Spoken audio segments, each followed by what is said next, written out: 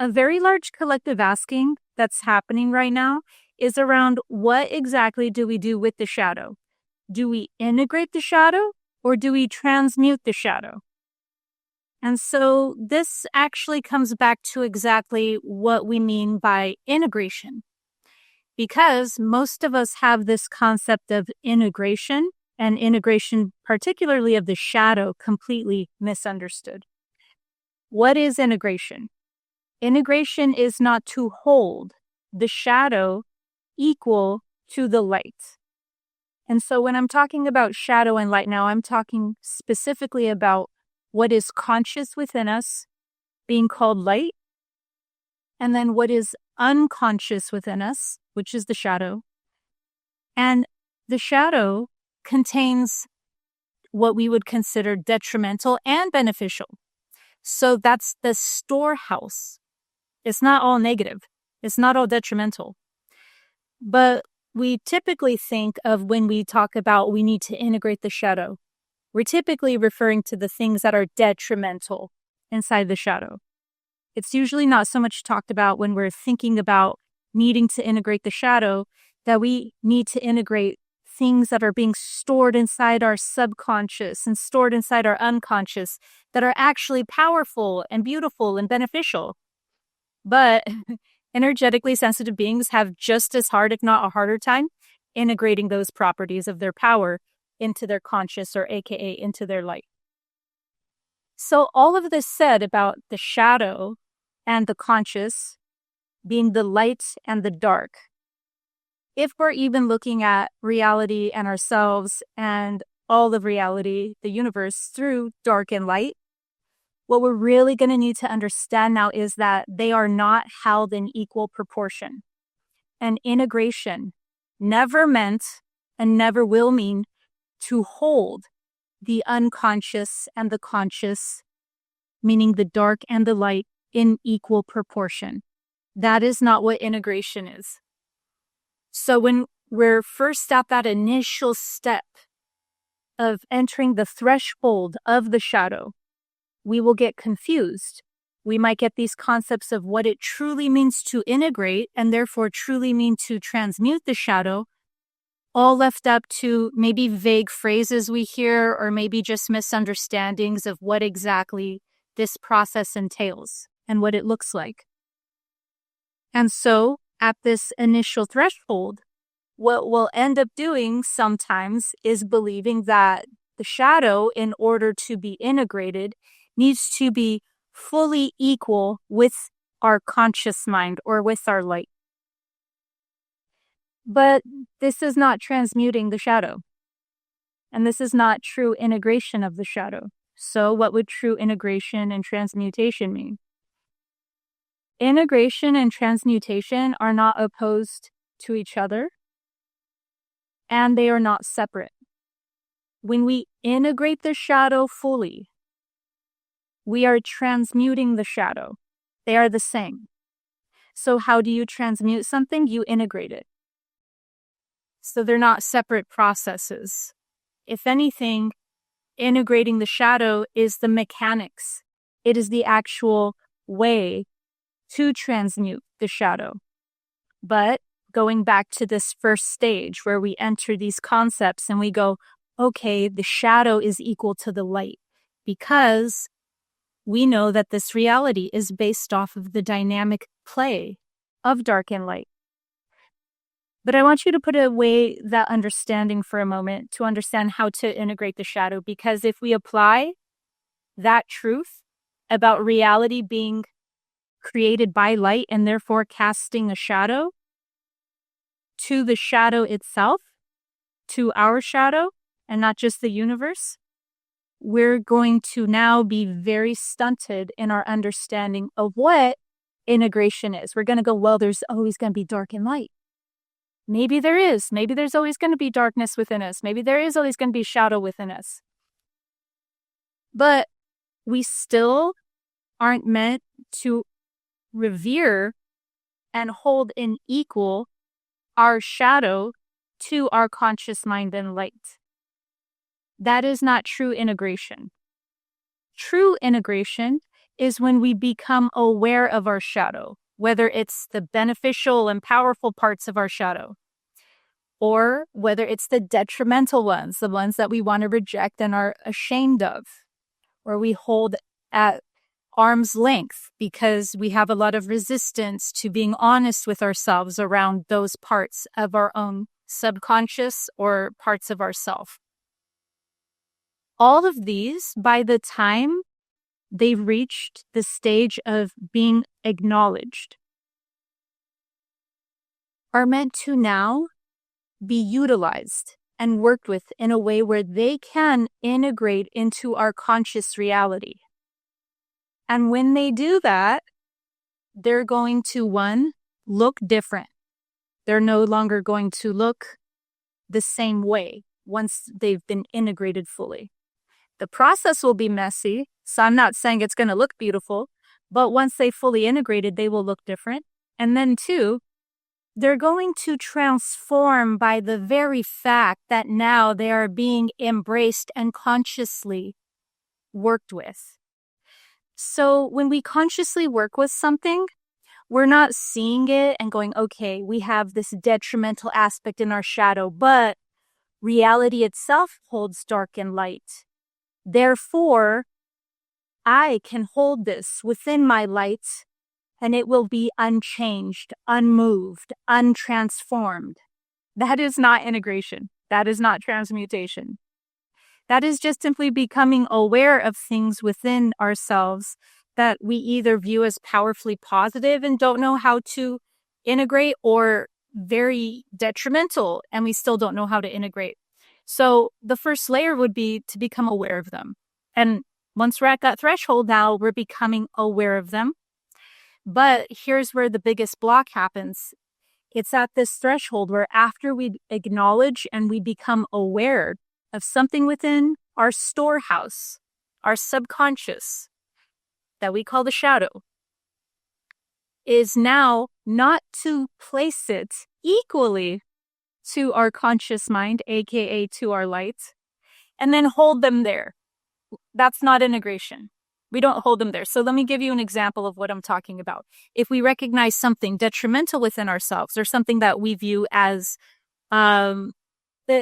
unsavory or unacceptable, and so we call this, let's say, to be trite, the dark within us. If we're aware of that detrimental thing or that darkness, and then we hold it inside our conscious awareness, that is not integrating it. And then let's say we go one step further. Let's say we're aware of this thing that's detrimental within us, or something that is, being oppressed by our own consciousness. And so we're trying to integrate it into our light, aka into our consciousness. So we start acting from that place. That's only the beginning signs of integration. That's not integrating it. So this is a very important part in the integration process and in what we call shadow work in general, because this will lead to a massive transformation, or this will lead to a standstill. If we get blocked here and we just end up believing that, well, I have a dark side, so I'm integrating it into my light, without actually integrating it into our light, aka into our consciousness, that's going to be a mind. That's going to be a mind that already is split and in a dichotomy, because now we're viewing literally everything through the perception of our inner reality of there being light and dark, and they coexist. Why? Probably our reasoning will lead back to the fact that there's dark and light happening at a larger scale in this reality. But just because we're the microcosm does not mean that we are supposed to have always that level of darkness equal to that light. And that is not what transmutation means, and that is not a part of spiritual alchemy. What it means is actually that the awareness and the recognition and acknowledgement of whatever it is inside our shadow, be it powerfully positive or be it detrimental and something we're ashamed of, comes to the threshold of us being aware of it. And then how we integrate it is by having its psyche and its psychic energy, having it be so thoroughly immersed and blended with our conscious mind that now there is no split. Now it's not about, oh, I'm only good. See, I'm good. I'm behaving. I'm acceptable. And it's not, I have a dark side. We all have a dark side. Why? Because this reality is light and dark. It's not about that. It's not any longer about an angel on one shoulder and a devil on the other and holding them in equal proportion. That is not integration, and that is not transmuting anything. That's simply holding things there at a standstill point. So transmutation is the blending of the light with the psychic energy of these aspects within our shadow. And when they're imbued now, they're neither light or dark, and they're above that realm. They have literally transcended that realm of there being light and dark. So now this is what we call natural essence. So will we need to sometimes bring out qualities within ourselves that are dark? That really depends on the context. Context is everything here, because what we're considering dark might truly be dark if it's in a specific context. And if it's in a completely different context and a completely different environment, it wouldn't be dark at all to behave a specific way. So even if a person is acting in a fully, dark or shadowy way, let's say where they are needing to physically defend themselves in a life or death situation, that would be appropriate if they're in a life or death situation. You see the context there versus another place where they might be exerting themselves physically upon others and they're not inside a life or death context and environment and situation. So because of that, you can't say that a specific property or quality or attribute is always dark or is always negative. And so when we do, now we're completely lost inside the superficial stages of all of this knowledge. Because at a deeper level, what we'll see is that if you're immersing your shadow, your less known, less desirable, or harder to integrate properties into your light, aka into your consciousness and yourself, it's no longer about the field of good and bad. It's simply now all immersed together. They are blended so thoroughly you can't tell one from the other, which is true integration. So at that point, it would look, if we're still playing light and dark, it would look gray. And it would look gray only simply because there's thorough integration. Now, a person might say, okay, but then it's not transmuted, it's integrated. That's a great point that I made up just to help further the story. It's not transmuted yet because transmutation is when we have purified and purified and purified that process of integration. So that now whatever is seen as negative or detrimental or a less desirable attribute is now expressing itself as the opposite end of the scale, because that's what transmuting is. It's the same thing. And so when we're talking about transmutation, that definition means that it's the same property. It's just going from one state to the next.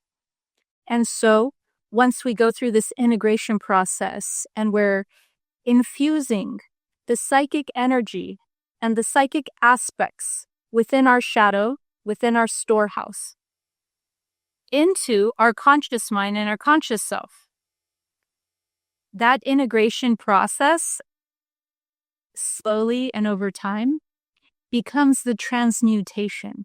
That is the transmutation. So at one stage it's integrating, And at the other stage, it's transmuted. So what would transmuted mean? It would mean that the psychic energy from the shadow is no longer being able to even be recognized as shadowy, murky, detrimental, negative, because its qualities are still there, but they have become so exalted, so used properly, utilized accurately and properly, that they are not inside their unconscious dynamics. If you want to write that down, that's the definition. And so that doesn't mean that you become passive or that you become all positive and all happy, because that has its own shadows. Remember, that's still playing the light and dark game. The light and dark game is called the false light.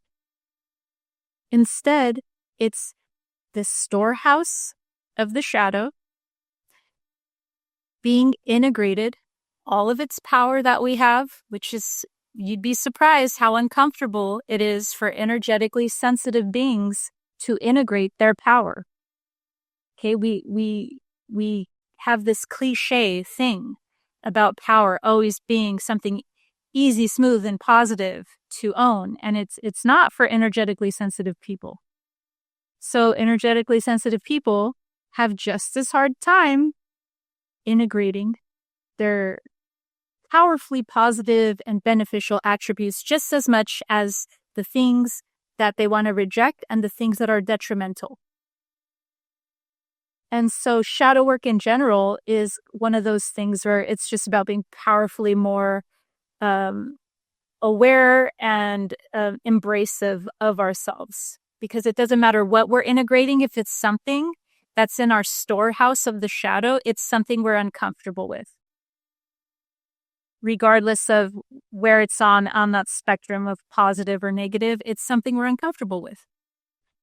And so that integration process means that by the time it's integrated into our conscious mind, our conscious awareness, our everyday life, and our concept of self, that now the blending has occurred between light and dark, and then it ends up being gray. It ends up being gray, and gray isn't bad. Gray isn't the door prize to white or light.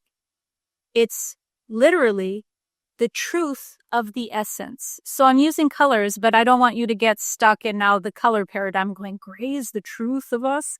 Instead, what I'm trying to do is show what happens when we infuse more and more and more of the self into that conscious awareness of self. And when that happens more and more and more, we're no longer dangerous. I say that in a very serious way, because no matter whether we're being overtly nice and positive or being overtly abrasive and aggressive, both of those are coming from the shadow potentially. So it doesn't really matter about what's being presented. What matters about is this genuinely the true essence. And when you go through this integration process and it becomes transmuted, then it isn't dangerous anymore, simply because whatever now is left is something that looks very not overly angelic, is simply the truth of the being. It's not in a performative state, neither one way or the other. And when it's not in a performative state, it can genuinely be in its power. Because now it's not coming from any ulterior motive or anything hiding in the shadow that's influencing it to act in an ulterior motive way. So it's one of those like it or not. So, okay, but there's nothing behind there creating motives that we can't see on the external. And even that is a very large process. So we don't even have to have a time cap on that or put a finality to that. we can just always look at ourselves as that stage of becoming more and more transmuted. But we won't be able to fully understand that transmuting something is the goal and point if we're locked inside this paradigm of thinking that your darkness is equal to your light, and that's integration. That is not integration. You are meant to receive and acknowledge those aspects of the self that are acting in a shadowy, egoic, murky, whatever way, and then work with them in a way so that they integrate. And by the time they're thoroughly immersed inside our consciousness, they are transmuted from those properties. That doesn't mean those properties are completely gone. That means that they have been transmuted, meaning that they are serving a much more beneficial and greater good for us and for all. So the ego plays different games. It plays different sides. It'll play both the light and the dark. It'll play all those things. And so because of that, one of the biggest things happening right now that I address this to in the collective asking is, what is it when it comes to shadow work and light and dark? Because right now we have a massive wave of confusion, as I said in the beginning, around what integration is versus transmutation. And so in brief, I had talked about how integration is the act. It is the process to transmute something. And the only way that this is getting mixed up is because we think that integration is something different. Not all of us, but some of us are thinking that integration means to keep light and dark equal to themselves. But that's not integrating. Like I said, that's just the first stage of the shadow work process. And ultimately, the shadow work process's full aim is to transmute darkness or the shadow. And when it transmute it, it's not into, oh my God, that's so light. It's transmuting it into the light of our consciousness, into the self. So there's no expectation on that looking super uber white. I hope you guys have a fun time integrating that transmission. Much love.